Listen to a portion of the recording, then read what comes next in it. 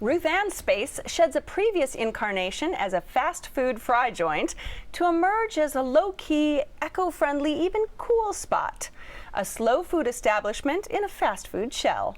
It's on Valencia Street in San Francisco, and in recognition of the utensil it once popularized, the place is called Spork.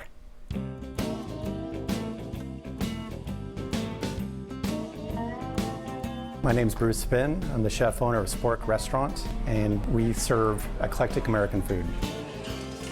Spork opened in 2007. We came across this KFC that was up for lease, and there was nothing in here except the old fryers and the hoods, and we were excited to do slow food in a fast food shell. The philosophy here at Spork is serving seasonal food in a fresh, fun atmosphere. We try to be as green as we can. We use sustainable produce and meats, and we recycle our fry oil into biodiesel, and we compost as much as we can, up to 70%. The history of this room has been, an industrial chicken fryer, basically. And so for the first 4 years, we never served chicken in here. We wanted to give chicken a break. Part of that philosophy led into our menu planning, trying to entertain people with what we thought was fun and quirky, and some pairings that might have been unusual, but it seemed to take off. So here at Spork, I feel that we're making serious food, but at the same time not taking ourselves too seriously.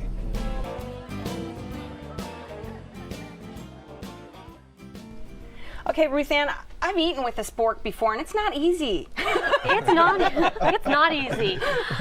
But this is really one of my favorite restaurants in the city, and what I love about it is, for me, all of the elements really come together. They've used what used to be an old Kentucky Fried Chicken space and really turned it into a comfort food, and it's just absolutely wonderful. They use local, fresh ingredients.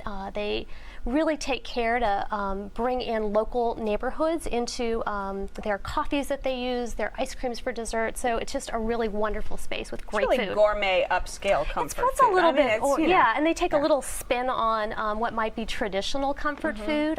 My favorite dish there is the steak stroganoff. So for me, I'm really obsessed with that perfect bite. And when I think about Sport, it's the marriage of all those flavors and the ingredients, and they all come together. And in this one, you have the Kobe bavette steak with a little bit of gnocchi and the mushroom, and it's got a balsamic flavor. But really, what puts it over the top is the horseradish cream, and together it's just perfect. Would go great with this Cabernet Sauvignon. Definitely. You were shaking your head over there. It was. I got to tell you, that's probably the first time that building's ever had good fried chicken in it. the fried chicken was great, but I got to back up to the server we had, who, honest to goodness, was the best server I've had in.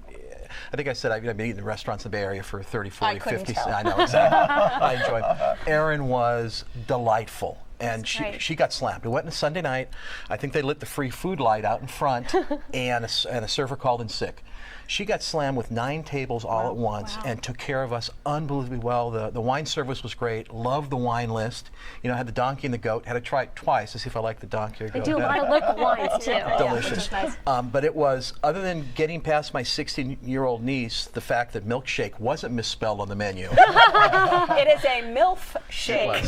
So anybody who can have fun with that and have a MILF shake, you know that you're going to have a good time. And with that's this what they place. do with the menu. There's lots of fun things like that. They've got the pot brownie, which is very sinfully yummy. But they've got all these really cool names. And the burgers. The burgers. Talk about the burgers. That's what they're known for. Well, we were served by Erin also, and I agree with you. Wonderful service. And the kitchen did get backed up a little bit. And I noticed as we were leaving, it's right near the Marsh Theater, and I think that could have something to do with the timing of eating. But I had the scallops, and I love scallops. They were beautifully seared. They were not rubbery. They were a little gritty was the only downside, but they were delicious. So well prepared. Yep. It was. There was one thing that still, out of all the restaurants we went to and talked about, there was one thing out of Spork that by far and away is my favorite thing I've had eaten in a long time, and I've made it at home. And I'm a guy who likes, real simple and just a couple ingredients. And they did a bruschetta with just some smashed avocado, a little bit of citrus, and the white anchovies, a piece of pickled red pepper on top. unbelievable. Tell me about some of the other dishes that you The other enjoy. dish, there's two other dishes that I really like. One is the ahi poke, and it's served on a, did you try that? It's served on a crispy rice, and it's got the ahi poke, but then what's really nice is it has the sesame oil, and then there's this habanero vinaigrette that just all blended together. It feels so light and so healthy. Mandarin oranges in there too. Yeah, it was it's a really, nice really twist. nice. I mean, you could tell the chef's got chops. I mean, it really shows in what it is. Yeah, the other one that I really love is the cauliflower and the calamari unite.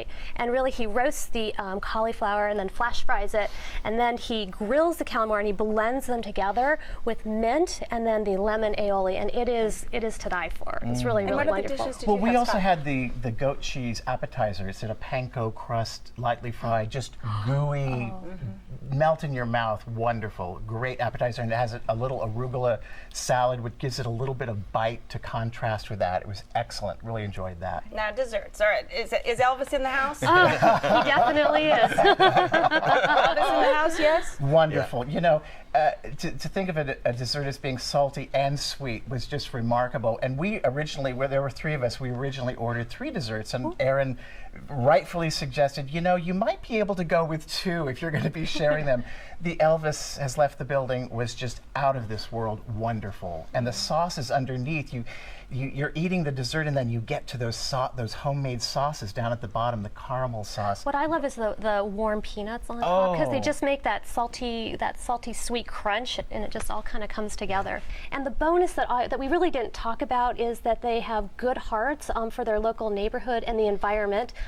So it's really a great restaurant and a true gem. All right, and David. Great spot for a middle-aged white guy from Moraga. I got to bring the stingy brim hat, maybe get a few more tattoos, and I'll be there.